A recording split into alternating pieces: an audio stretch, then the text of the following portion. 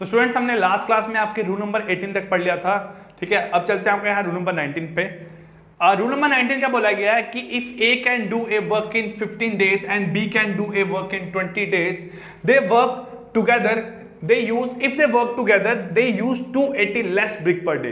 अगर दोनों मिलके काम करते हैं तो इनको 280 ईंटें मेरे पास कम यूज होती है हर दिन। ठीक है, and build a wall in 12 days. और ये मेरे पास वॉल, आपकी जो वॉल है उसको बिल्ड करेंगे 12 डेज में। देखो सबसे पहले आपका काम है, आपको एलसीएम निकालना है। तो आप 15 और 20 का अगर एलसीएम निकालो ये कितना आएगा 60। कितना आएगा यहाँ से आपका 60। एफिशिएंसी ऑफ ए यहाँ से कितना बनेगा 4 एंड एफिशिएंसी ऑफ बी यहाँ से कितना बनेगा आपका 3। एफिशिएंसी ऑफ ए 4 और एफिशिएंसी ऑफ बी आपका यहाँ से कितना आएगा मेरे पास 3। ये दो चीजें आपकी यहाँ से आई। अब देखो अगर एफिशिएंसी ऑफ ए यहाँ पे 4 है और एफिशिएंसी ऑफ बी आपकी यहाँ 3 है तो इसका मतलब कंबाइंड एफिशिएंसी अगर निकालूं तो कंबाइंड एफिशिएंसी कितनी आएगी आपकी यहाँ, तो हम बोलेंगे combined efficiency of A and B is equal to efficiency of A plus efficiency of B equal to 7। Equal to कितना है आपका यहाँ से 7। लेकिन यहाँ पे वर्क कितना है, तो अगर आप ध्यान से देखो यहाँ पे हमारा वर्क हो रहा है 60। यहाँ पे वर्क कितना हमारे पास 60, ये गिवन आपको। ठीक है, if they work together they use 280 less brick per day and build a wall in 12 hour. अगर मेरे पास से 280 ईंटें हर दिन कम यूज करते हैं तो इनको यही काम कंप्लीट करने में आपके कितने दिन लग रहे हैं 12 डेज लग रहे हैं। कितना आपका यहाँ पे 12 डेज लग रहे हैं। तो यही काम करने के लिए अगर 12 डेज लगेंगे तो आप देखोगे 60 वर्क 12 डेज के हिसाब से यहाँ पे कितना आंसर आएगा 5। ये क्या आया 5 efficiency of A and B. ये कौन सी एफिशिएंसी है, जब मेरे पास वो 280 BRICS per day less use कर रहा है। जब वो 280 BRICS per day less use कर रहा है तब मेरे पास इनकी एफिशिएंसी कितनी आई 5। कितनी आपकी एफिशिएंसी है यहाँ पे 5। तो अगर यहाँ कंपेयर करूं पुरानी एफिशिएंसी को नई एफिशिएंसी के साथ तो efficiency of A plus B equal to 5 है ना। अगर पुराने को नई के साथ कंपेयर करूं तो एफिशिएंसी में चेंज आया क्यों है, क्योंकि मैंने 280 ईंटें आपकी पर डे यूज करना कम कर दिया है। अगर मैं 280 ईंटें रेगुलर यूज करना कम करूंगा तो आपकी एफिशिएंसी 7 से कितनी होगी 5। 7 से कितनी होगी यहाँ पे आपकी 5। तो अगर 7 से 5 एफिशिएंसी हो गई तो इसका मतलब यहाँ पे कितना चेंज आया, आप बोलोगे 2 यूनिट। कितना आपको यहाँ पे चेंज आया 2 यूनिट। और ये 2 यूनिट किसके बराबर है, आप बोलोगे 2 यूनिट इक्वल टू किसके आया आपके 280 ब्रिक्स के, है ना। क्योंकि ये 2 यूनिट कम क्यों हुए, क्योंकि हमने 280 ईंटें कम यूज की है। तो अगर 280 ईंटें कम यूज की है इसका मतलब यहाँ पे जो आपका 1 यूनिट है वो किसके बराबर आएगा, आप बोलोगे यहाँ से 140 ब्रिक्स। किसके को आएगा यहाँ से आपका 140 ब्रिक्स। अब ये 140 ब्रिक्स आ रही है तो इसका मतलब आपका एक यूनिट काम का 140 ईंटों के बराबर है। लेकिन हमें 60 यूनिट ऑफ वर्क करना है तो 60 यूनिट ऑफ वर्क किसके बराबर होगा यहाँ से आपका, आप बोलोगे 1400 इंटू 60। तो 1400 इंटू 60 आपका यहाँ कितना बनेगा हमारे पास 8400 ब्रिक्स। कितना हमारे पास यहाँ से आपका 8400 ब्रिक। ये आपका आंसर आया मेरे पास जो रूल नंबर हमने 19 पढ़ा। चलिए आपका रूल नंबर 19 में बेस एक और क्वेश्चन देखते हैं। क्या बोला गया, A can do a work in 9 hour and B can do the same work in 10 hour. तो पहले यहाँ पे इसका एलसीएम ले लिया, वो कितना आया 90। ठीक है, 90 एलसीएम, इसका मतलब efficiency of A is equal to 10 and efficiency of B is equal to 9। ये आपका 10 आएगा, ये कितना आएगा यहाँ से आपका 9। यही बना आपका। और कंबाइंड एफिशिएंसी कितनी आई यहाँ से आपकी, efficiency of A plus B equal to 19। ठीक है, if they work together they use 10 bricks per hour less and build a wall in 5 hour. अब ये वही काम को 5 घंटे में कर रहे हैं। तो यही काम को अगर 5 घंटे में करेंगे तो इसका मतलब आपका यहां से क्या बनेगा 90/5। ये total work upon efficiency, sorry total work upon time. तो इससे क्या निकल के आएगा यहाँ पे आपकी efficiency of A and B, वो कितनी बनी यहाँ से आपकी 18। कितने बने आपके यहाँ से 18।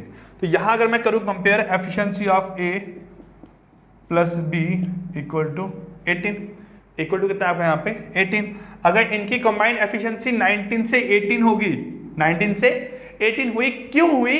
क्योंकि अब ये यहाँ पे 10 इंटे पर घंटे के हिसाब से कम यूज कर रहे हैं। अब यहाँ पे आपकी मेरे पास पर ओवर के हिसाब से 10 ब्रिक्स कम यूज कर रहे हैं, तो इसका मतलब यहाँ पे जो आपका 1 यूनिट एफिशिएंसी का चेंज आया वो क्यों आया? क्योंकि यहाँ पे आपकी 10 ब्रिक्स पर ओवर कम यूज हो रही है ना। अब 1 unit of work is equal to 10, लेकिन हमें काम कितना करना है? 90 यूनिट। तो 90 यूनिट ऑफ वर्क किसके बराबर आएगा आपका यहाँ से? 900 ब्रिक्स। किसके बराबर यहाँ से आपका? 900 ब्रिक्स। तो number of BRICS in the wall यहाँ पे आपका आंसर बनेगा 900 ब्रिक्स। क्लियर? चलिए आप यहाँ रूल नंबर 20 देखते हैं। थोड़ा डिफरेंस का क्वेश्चन है लेकिन इजी है, समझ आएगा अगर ध्यान से अगले 5 मिनट क्वेश्चन को समझोगे। क्या बोला गया? A and B can do a work in 12 days and B and C can do a work in 16 days. तो अगर ये चीज आपको पता लगी तो सबसे पहला स्टेप है एलसीएम। एलसीएम आएगा 48, ये आएगा यहाँ से आपका 4, तो ये कितना आएगा आपका यहाँ से 3। पहला स्टेप तो हमारे पास यही है क्वेश्चन का। अब यहाँ से हमें निकल के क्या आया कि जो efficiency of A plus B है वो आपकी कितनी है? 4, और efficiency of B and C है वो कितनी यहाँ से आपकी 3। ये आपकी चीज यहां बन के आई। अब देखो क्वेश्चन में बोला गया हुआ है कि यार A सिर्फ 5 दिन काम कर रहा है और B 7 दिन काम कर रहा है।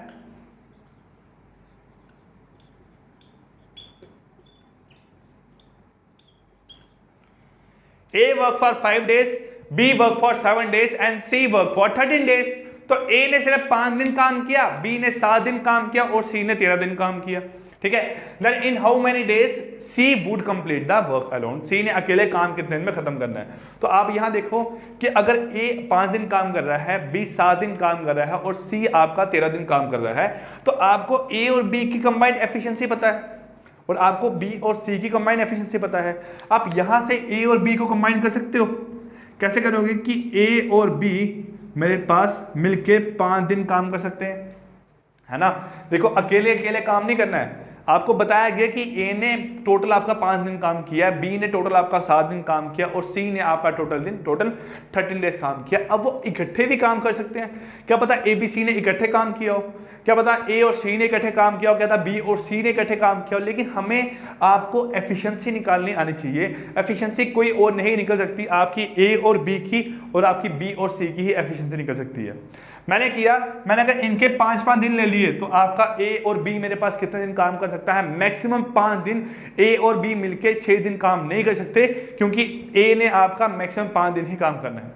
अगर मैंने B के 5 दिन यहां ले लिए तो यहां क्या बचा? B के 2 दिन, है ना। तो यहां लिख सकता हूं twice day of B and C, twice days of B and C। तो B और C आपके यहां पे 2 ही दिन काम कर सकते हैं, है ना। और बाकी जो बचे हुए काम है वो आपका 11 डेज में कौन करेगा? C। आपका 11 डेज में कौन करेगा? C।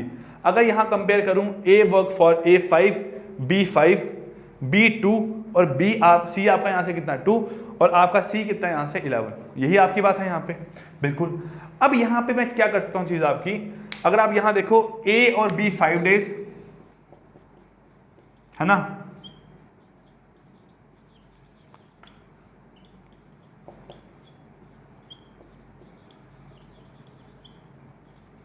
सी कितना आपका यहाँ पे 11 डेज, यही आपका पॉसिबल यहाँ पे।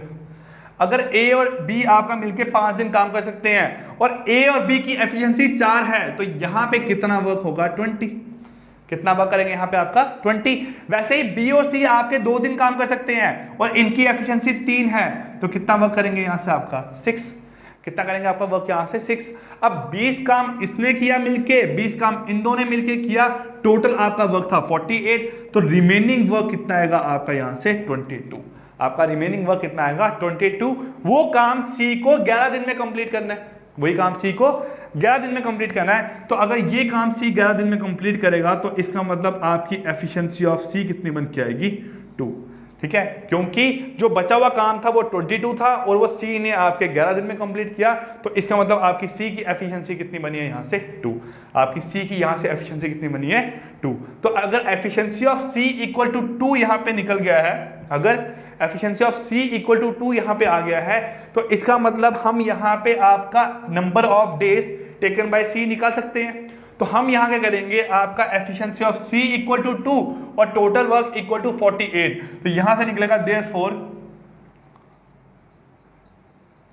Days taken by C, therefore days taken by C equal to कितना आएगा यहां से आपका 48 divide by 2 equal to 24 days. यहां से कितना आंसर आएगा आपका 24 डेज। अब यही काम अकेला सी को करने के लिए आपके 24 दिन मेरे पास कंज्यूम हो रहे हैं। आपका रूल नंबर 20 इस टाइप के क्वेश्चंस बने। आप जो असाइनमेंट मिलेगी ना आपको इन्हीं टाइप्स के क्वेश्चंस वहां पे असाइनमेंट में मिलेंगे सॉल्व करने के लिए। क्लियर?